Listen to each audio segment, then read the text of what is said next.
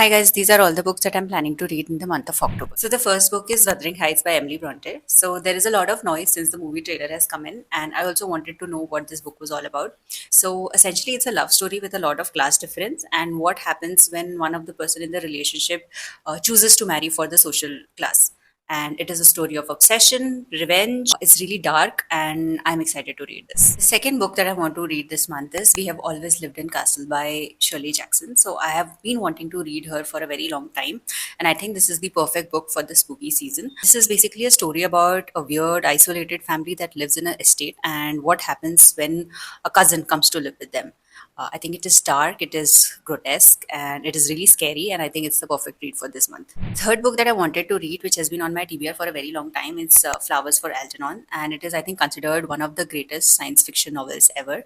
And it is essentially about a boy who undergoes an experiment which increases his IQ dramatically. I think initially everything is fine, but something happens afterwards. And I think it's not just only a science fiction, but it is also filled with themes of perseverance, I think loneliness, love, human intelligence, and I'm really excited to read this. So the next book that I want to read is a nonfiction, which is Ultra Processed People.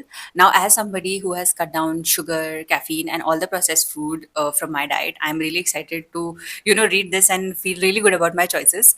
And I think this has a lot of information and it's really good. The fifth book, which is on my October hopeful, is Artificial Condition, which is the second part of All Systems Red by Martha Wells.